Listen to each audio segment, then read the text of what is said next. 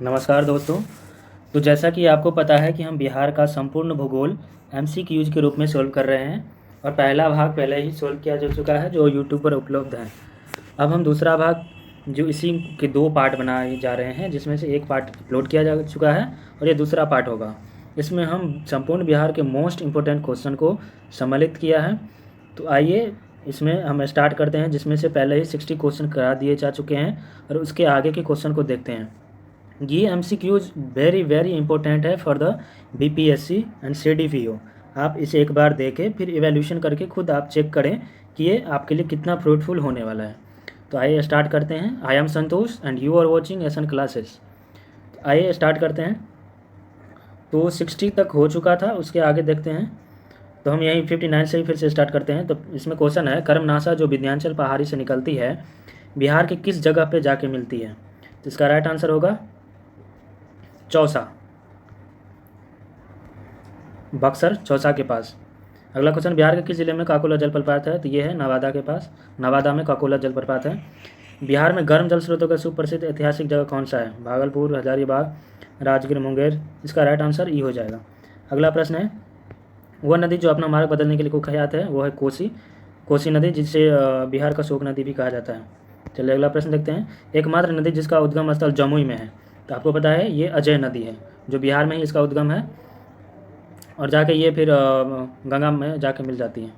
अगला प्रश्न देखते हैं।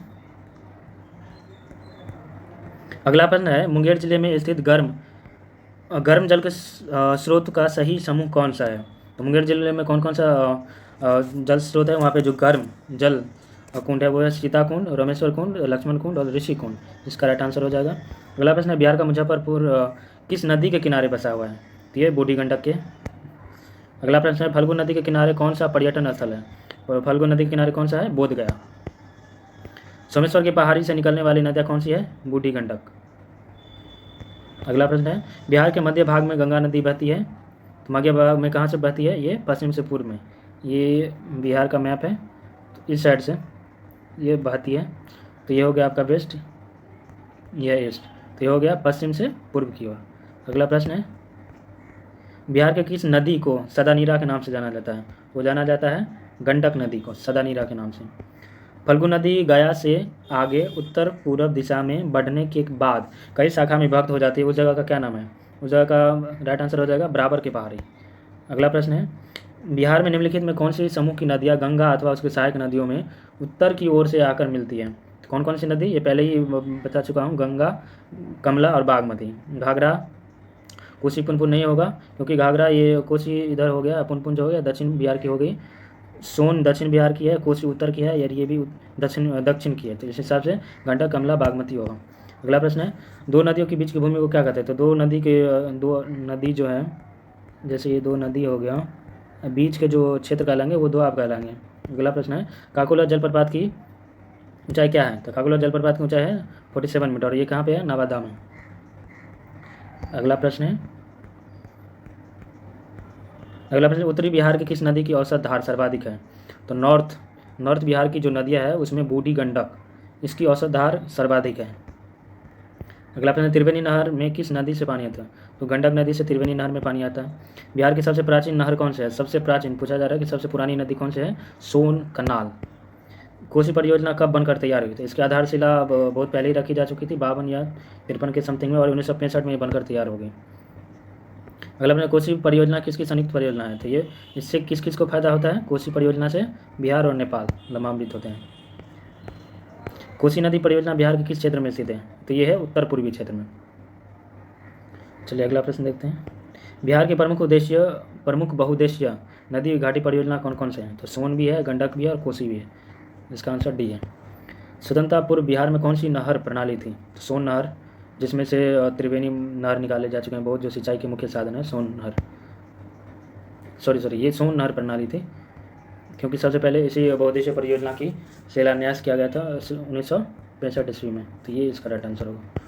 बिहार का प्रमुख खाद्यान्न फसल क्या है? तो चावल है। निम्नलिखित में से कौन खरीफ फसल है? तो खरीफ पता है आपको, धान है। अगला प्रश्न देखते हैं 84, बिहार में मरुआ का सर्वाधिक उत्पादन किस जिले में होता है? दरभंगा में। अगला प्रश्न है, बिहार में गन्ना का सर्वाधिक उत्पादन कहाँ होता है? उत्तर पश्चिम में। इस साइड की जितने भी जगह हैं, जैसे आपका सिवान हो गया, गोपालगंज हो गया, बक्सर हो गया, कैमूर हो गया, रोहतास हो गया, ये वाले क्षेत्र। अगला प्रश्न है, बिहार में जूट प्रमुखता से उगाया जाता है? उत्तर पूर्वी के मैदान में। बिहार में उत्पादन की दृष्टि से चावल के बाद दूसरी फसल कौन सी है? तो चावल के बाद गेहूँ है दूसरी खाद्यान्न फसल। बिहार में कहाँ जूट का सर्वाधिक उत्पादन होता है? पूर्णिया और कटिहार में। अगला प्रश्न देखें, बिहार के किस जिले में फलों का सर्वाधिक उत्पादन होता है? वो होता है मुजफ्फरपुर का। लीची आपको फेमस है, पता ही होगा। तो फलों का सर्वाधिक उत्पादन भी कहाँ होता है? मुजफ्फरपुर में। बिहार का सबसे प्राचीन उद्योग कौन सा? चीनी। सबसे पहले भारत में बिहारी ने, जबकि भारत में सबसे पहले चीनी उद्योग लाया गया था बिहार में। बिहार में संपूर्ण कृषि आधारित उद्योग है, जूट भी है, चीनी भी है, चाय भी है। तो ये तीनों हैं। मुख्यतः पूछा जाता तो आप दूसरा लगा सकते हैं, लेकिन ये पूछा जा रहा है इसमें से, तो आप ये लगाएं तो सभी। बिहार में एकमात्र पायराइट उत्पादक राज्य कौन सा है? तो पायराइट्स उत्पादक एकमात्र जो राज्य है वो है बिहार। बिहार में सोना के सुरक्षित भंडार कहाँ पे हैं? जमुई में है। अगला प्रश्न देखते हैं, शिवालिक श्रेणी के निचले भाग को क्या कहते हैं? तराई। आपको पहले वीडियो में बताया था कि ये जो शिवालिक हैं इसके नीचे के जो भूमि रहते हैं उनको हम तराई क्षेत्र कहते हैं, तराई। बिहार की जलवायु कैसी है? तो मानसूनी है। अगला प्रश्न है, निम्नलिखित में कौन बिहार की जलवायु को प्रभावित करने वाला कारक नहीं है? तो गंगा नदी कारक प्रभाव नहीं करती है जलवायु को। अदरवाइज ये जो है मानसून, बिहार की जलवायु मानसूनी है, हिमालयन जिससे बाढ़ आती है, कर्क रेखा से भी इफेक्ट पड़ता है बहुत सारा, जैसे तापमान, टेम्परेचर वगैरह में। सोमेश्वर की पहाड़ी कहाँ पे? चंपारण में। दियारा क्षेत्र क्या? दियारा मतलब होता है बाढ़ग्रस्त क्षेत्र।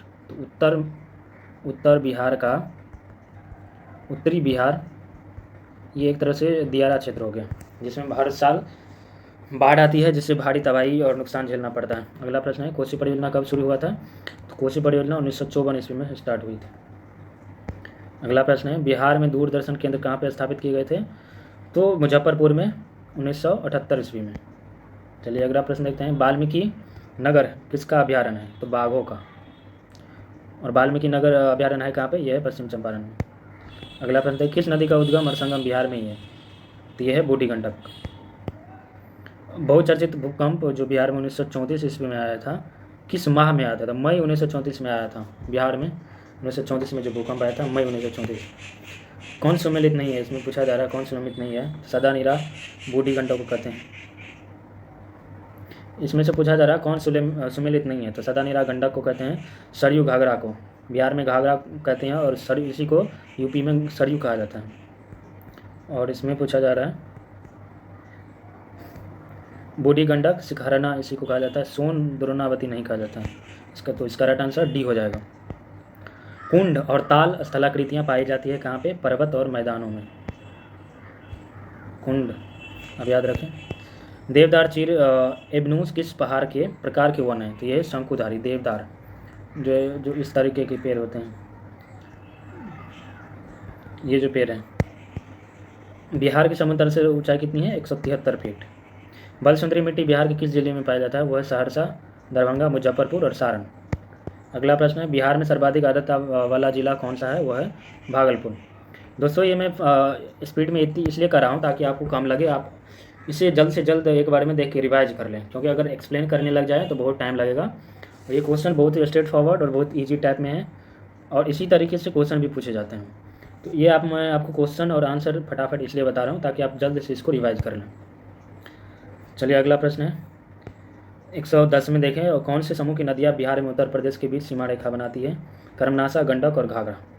ये जो बिहार का मैप हो गया, आप कर्मनाशा देखेंगे इधर से आके मिलती है, घाघरा यहाँ से, गंडक जो है यहाँ पे। तो ये जो है ये यूपी का क्षेत्र हो गया। इस तरीके से यूपी का ये जो ज़िला है बिहार का, यूपी के साथ सीमा बनाती है, और इसी ज़िले में ये सारी नदियाँ आके मिलती है। तो कर्मनाशा, गंडक और घाघरा, ये जो नदियाँ हैं बिहार और यूपी का सीमा बनाती हैं। बिहार के किस ज़िले को वर्मी कंपोस्ट जिला के नाम से जाना जाता है? वर्मी कंपोस्ट के नाम से बेगूसराय को।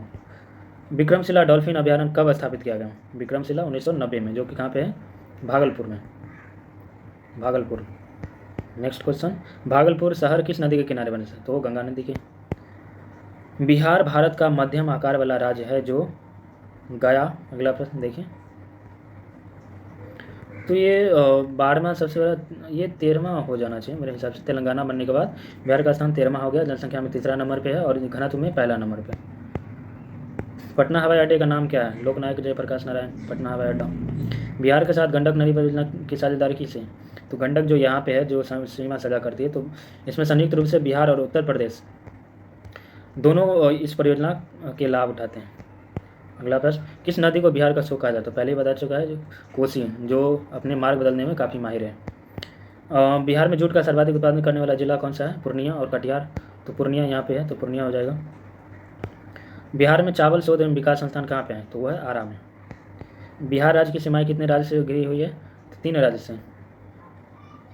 पहले भी बता चुका हूँ मैं। यहाँ पे नेपाल है, नेपाल, इस साइड में है पश्चिम बंगाल, इस साइड होगा झारखंड, इस साइड यूपी। तो 3 राज्य से होकर घिरी हुई है। हाजीपुर किस लिए जाना था? फल प्रसंस्करण के लिए। फल प्रसंस्करण जिसे हम कहते हैं फ्रूट प्रोसेसिंग, फ्रूट प्रोसेसिंग के लिए, फ्रूट प्रोसेसिंग के लिए जाना जाता है हाजीपुर। बिहार में भूमि का उपजाऊ अंश किस क्षेत्र में है? सबसे ज़्यादा उत्तरी बिहार में, उत्तर बिहार में, इसलिए कि यहाँ पे एक तो बाढ़ बहुत आती है, बाढ़, तो बाढ़ के कारण जलोढ़ मिट्टी यहाँ पे अधिक पाई जाती है। जो नवीन जलोढ़ मिट्टी जिसे हम खादर कहते हैं, इस हिसाब से यहाँ पे अधिक फर्टिलाइजर लैंड है। नेक्स्ट है, बिहार के उत्तरी मैदान खंड को 2 भागों में बांटा, कौन सी नदी बांटती है? तो बागमती। अगला प्रश्न है, देखिए अगला प्रश्न, बिहार के पूर्वी भाग में किसकी अधिक खेती होती है? तो वो पटसन की। अगला प्रश्न है, बिहार में शहरी आबादी कुल आबादी का कितना प्रतिशत है? बिहार में जितने भी आबादी हैं उस शहर में 11.27% है। बिहार का कौन सा शहर वन्य जीव सेंचुरी और राष्ट्रीय पार्क के लिए प्रसिद्ध है? तो ये इसमें जो है, इसमें ये होना चाहिए पूर्वी चंपारण, पूर्वी चंपारण। बिहार शिक्षा परियोजना किसकी भागीदारी से शुरू होती है? तो यूनिसेफ की मदद से चलाए जा रहे हैं। बिहार हिमालय क्षेत्र से निकलकर बिहार में प्रवाहित होने वाली नदियाँ कौन कौन सी है? तो ये गंगा है, घाघरा, बागमती, कोसी, महानंदा, ये सारे नदी हैं। बागमती, महानंदा ये चाइना से, कोसी इसकी सहायक नदी है जो बाद में आके इसमें मिलती है। गंगा नदी जो कि देवप्रयाग में अमरकंटक के पास, अमरकंटक और ये जो नदी मिलके गंगा का निर्माण करती है, ये भी नेपाल साइड से शिवालिक से आके मिलती है और जाके अरब सागर में गिर जाती है। अगला प्रश्न देखते हैं, इस क्वेश्चन को बता चुका हूँ मैं, नहीं, ये दक्षिण पठारी क्षेत्र से निकलने वाली बिहार, तो इधर से कर्मनाशा हो गया, सोन, पुनपुन, फल्गु, सकड़ी, तो ये दक्षिण बिहार की नदी है, ये दक्षिण बिहार की नदी है। नेक्स्ट, बिहार में कुल भूल क्षेत्र का लगभग कितना प्रतिशत भाग बहुफसली क्षेत्र के अंतर्गत, जिसमें मल्टी टाइप के जो क्रॉप्स है वो बोए जाते हैं, जो 19.6% है। चलिए देखते हैं, बिहार के निम्नलिखित नगरों में से कौन सा पर्यटन के लिए पर्यटक स्थल है? वो लौरिया। अगला प्रश्न देखिए, बिहार का कौन सा जनपद झारखंड के अंतर्राज्यीय सीमा नहीं, मतलब बक्सर जो है वो सीमा नहीं बनाती है झारखंड के साथ, ये यूपी के साथ शेयर करती है। गया, जमुई, नवादा ये झारखंड के साथ शेयर करती है अपना बॉर्डर। धारवाड़ समूह की चट्टानें अवसादी पाई जाती हैं बिहार के दक्षिण पूर्व में। धारवाड़ जो यहाँ पे है, इस साइड में जितने भी ज़िले हैं वो झारखंड के साथ जुड़ी है, और झारखंड आपको पता है कि मुख्यतः ये पर्वत पठार की क्षेत्र है, तो ये धारवाड़ चट्टानों की क्षेत्र है जो अवसादी पाई जाते हैं। 134 देखते हैं, बिहार की सोमेश्वर श्रेणी है, सोमेश्वर है, तो पूछा जा रहा है इसमें सोमेश्वर की पहाड़ी है वो किस तरीके है? वो नई पहाड़ी है, सोमेश्वर की नई पहाड़ी है, ये सब पुरानी है। चलिए अगर आपने, बिहार राज्य की औसत वर्षा कितनी है? 100 से 200 सेंटीमीटर के बीच। निम्नलिखित देशांतर रेखाओं में से कौन सी बिहार से होकर गुजरती है? 66 डिग्री।